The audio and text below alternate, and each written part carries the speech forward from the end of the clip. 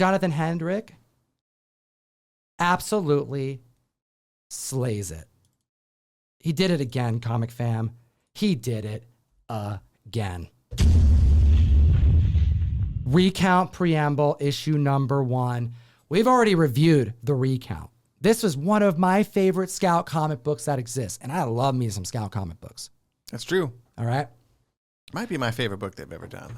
I feel like I say that a lot about different Scout books, but I love the Recount. Yo, I want to show you guys something really freaking sexy. Look at this. In my hands, I have my, this was released at MegaCon. This is the Nate Made It Purge homage of the book that we're talking about right now. Shout out to Nate Made It. I had the graphic here, but now everyone can see it here on the camera. So this right here is one of my favorite Nate Made It variants that he's done. It's outstanding. And wow, we got lucky because this book is perfect for this cover that we made. And possibly one of the best prequels I have ever read in comics, at least in the last 10 years. I can't remember the last time I read a prequel and enjoyed it so much. There's a lot of times when I hear a prequel issue for a book I love, and I'll get it, and I'll be like, zero, you just don't even get it sometimes? Why did I even read this? That's the reaction I get a lot of times when I read a prequel or a zero issue for something that I love. Like, this was a waste of time. This didn't add anything new. This did not make me want to dig out the other issues and jump back into it all over again. What did you do immediately when we were... Meanwhile, when it came to the Recount, this came out, I think, last week, maybe the week before. Yep. And I read it as part of my weekly poll, and I didn't go back and read the whole series. I just jumped straight into this prequel, and it worked so well that when we were thinking of ideas for books to talk about, and I was like, let's do this Recount book.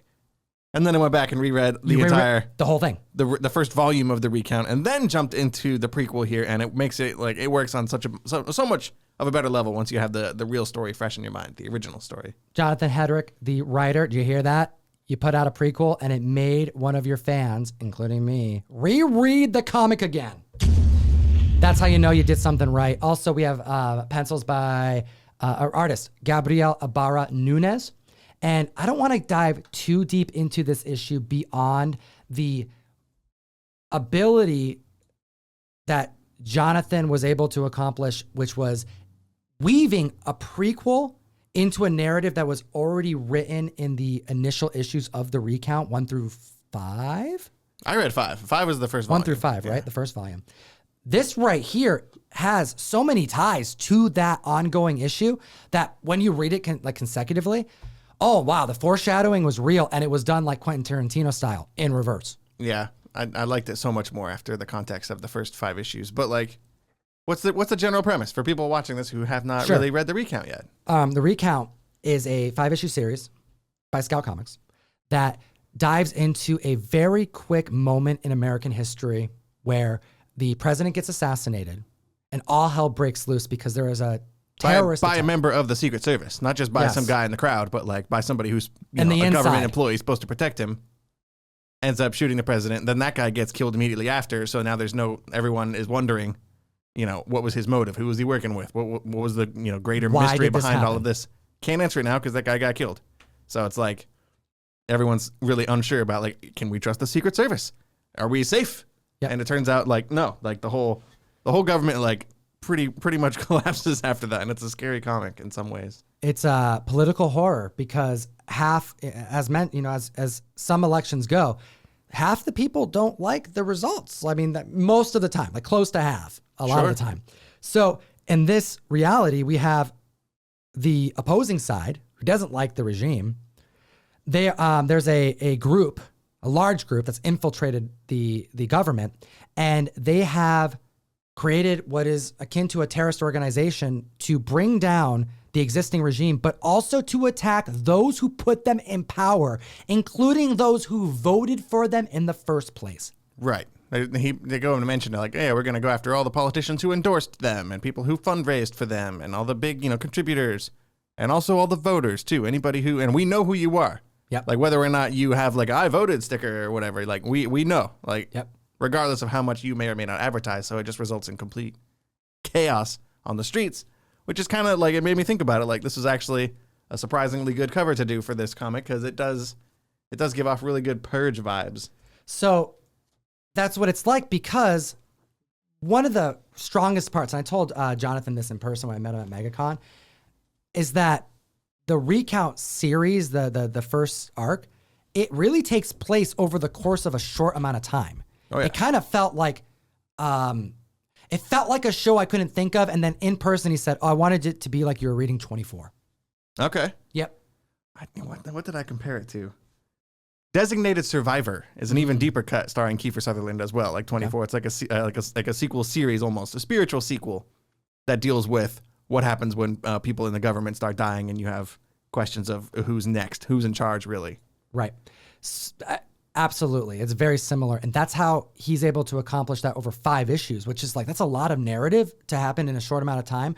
But because there's so much chaos, there's a lot of fun stuff that he's able to write, but also characters he can introduce, because it's a full fight. It's just attack after attack. So we have different scary people under masks that are causing a ruckus. I don't know if this is how it happened for you, but you mentioned, there's a lot of narrative that gets thrown at you in those 5 issues, and some of the smaller character beats and backstory and stuff can kind of zip by you because you're so tense and reading the action.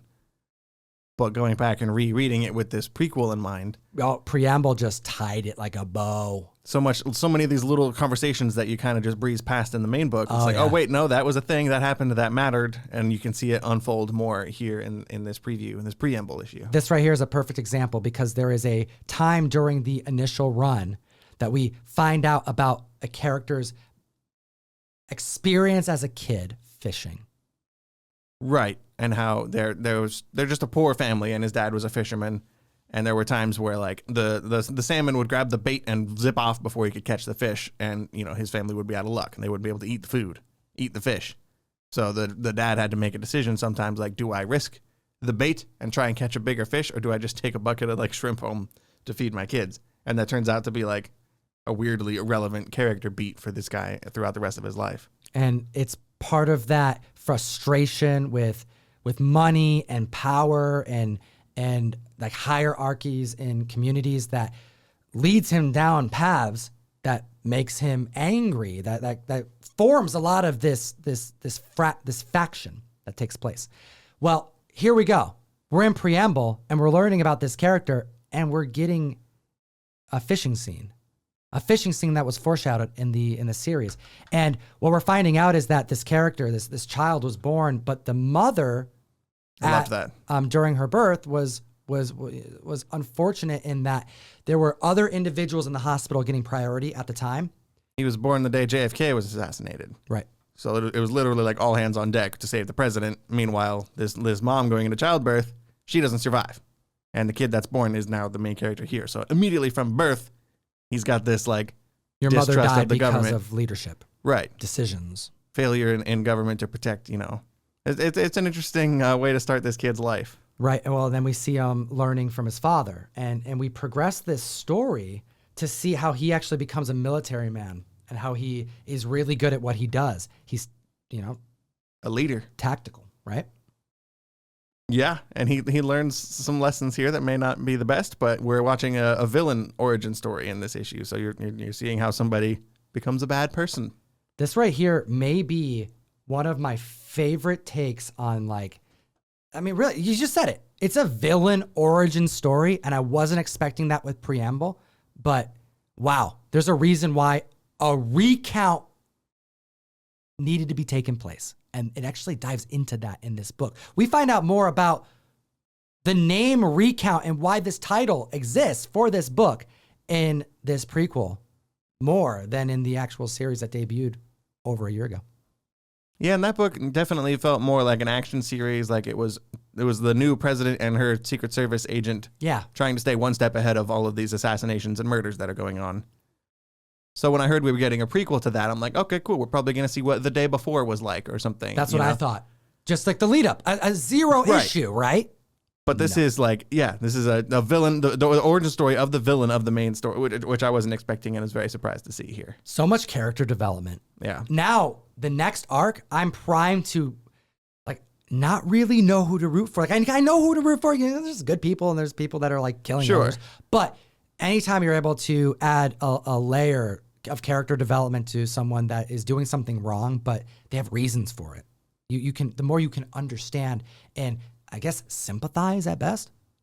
It's like, oh wow, it gets your mind rolling. Yeah, the villains who are just like, no, I'm evil and I'm going to kill all these babies for no reason. It's like, oh, well, you're bad. You're the bad guy. I don't really care about you. Oh, you have a bad past. So what? Yeah, whatever happened to you, you're an asshole. But like, but getting to humanize a bad person and seeing how they become that way suddenly makes you care a lot more. Yeah, Comic Fam, you got to get on the Recount. Also, pick up Space Cadet if you have a kid, because for as dark as this book is, Jonathan wrote a kick-ass kids book, and it's called Space Cadet. So there's you read Recount and Recount Preamble, and then give your kids Space Cadet, and you'll be. Or you could swap. Keep the kids Recount, and you read Space Cadet. Yeah, they probably won't even want to read it. It's boring. It's got politics. Yeah, it's got politics. Yeah, I don't know what's happening here, Dad. I like the masks, Dad. Yeah, the clown guy. Oh my gosh, what are we doing? This book has hit $20. Let off the gas, Comic Fan, unless you're really gunning for some Jack for the goodness. $75 cover price on this. Don't overbid. But if somebody wants it, we got it.